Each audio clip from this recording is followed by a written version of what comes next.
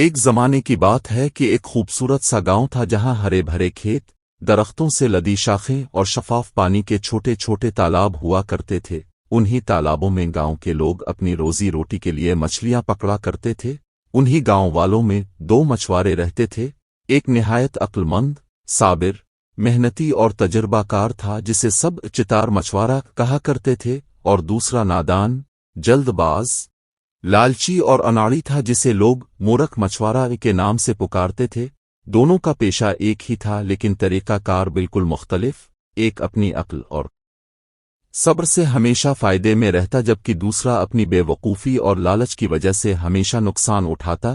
گاؤں کے لوگ اکثر ان دونوں کی کہانیوں سے سبق سیکھتے تھے اور اپنے بچوں کو بھی یہ مثالیں دیا کرتے تھے۔ ایک دن صبح کے وقت جب سورج اپنی کرنوں کے ساتھ دھرتی کو روشن کر رہا تھا، پرندے اپنی سریلی آوازوں میں گیت گا رہے تھے اور کسان کھیتوں میں ہل چلانے نکل رہے تھے، تب دونوں مچھوارے بھی اپنے تالابوں کے کنارے آ گئے۔ چتار مچھوارے نے بڑی سکون سے اپنے جال کو صاف کیا، کانٹے کو درست کیا اور دعا پڑھ کر تالاب میں ڈال دیا۔ وہ جانتا تھا کہ مچھلی پکڑنا صرف طاقت جلد بازی کا کھیل نہیں بلکہ صبر، حکمت اور صحیح وقت کا انتظار ہے۔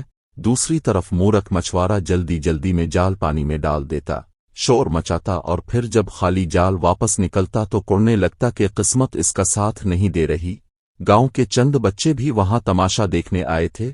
وہ دیکھ رہے تھے کہ چتار مچھوارہ خاموشی سے بیٹھا ہے اور تھوڑی ہی دیر میں اس کے کانٹے پر ایک بڑی مچھلی آ لگی۔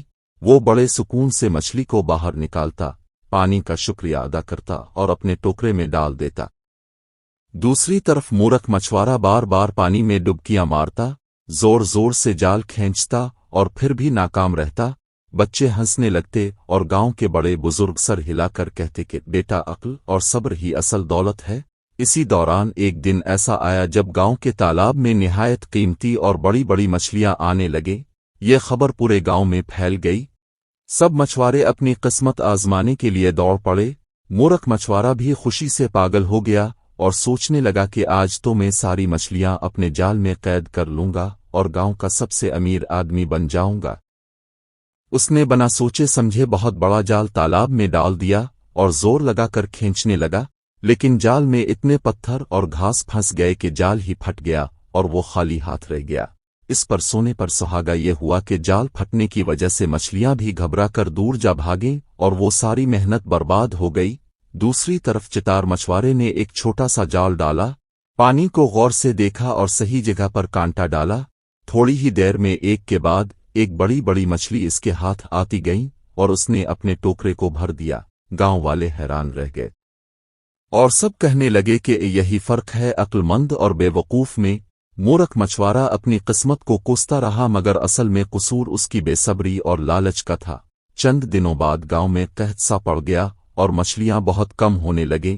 گاؤں والے پریشان تھے کہ اب کھانے کے لیے کیا ہوگا، لیکن چتار مچھوارے نے پہلے سے کچھ مچھلیاں محفوظ کر رکھی تھیں۔ اس نے گاؤں کے لوگوں کے ساتھ وہ مچھلیاں بانٹیں اور سب کو سکھایا کہ ہمیشہ آنے والے وقت کے لیے تیاری رکھنی چاہیے۔ مورخ مچھوارے کے پاس کچھ بھی نہ تھا اور وہ دوسروں سے بھیک مانگنے پر مجبور ہوا۔ اس موقع پر گاؤں کے بزرگوں نے بچوں کو سبق دیا کہ عقل، صبر، محنت اور تدبیر انسان کو ہمیشہ کامیاب کرتی ہے، جبکہ لالچ، جلد بازی اور اناڑی پن انسان کو رسوا اور تباہ کر دیتا ہے۔ کہانی کے آخر میں گاؤں والے جشن مناتے ہیں کہ چتار مچھوارے کی عقل نے نہ صرف اسے بلکہ پورے گاؤں کو بھوک سے بچایا، اور سب بچے عہد کرتے ہیں کہ وہ ہمیشہ عقل اور صبر کے ساتھ زندگی گزاریں گے۔ یہی کہانی کا اصل سبق ہے کہ جو بھی کام کرو، سوچ سمجھ کر، صبر اور محنت کے ساتھ کرو، تبھی کامیابی تمہارے قدم چومے گی۔ اگر آپ کو یہ سبق آموز کہانی پسند آئی تو ہمارے چینل کو ضرور سبسکرائب کریں، ویڈیو کو لائک کریں اور اپنے دوستوں کے ساتھ شیئر کریں تاکہ مزید دلچسپ اور اخلاقی کہانیاں اب تک پہنچتی رہیں۔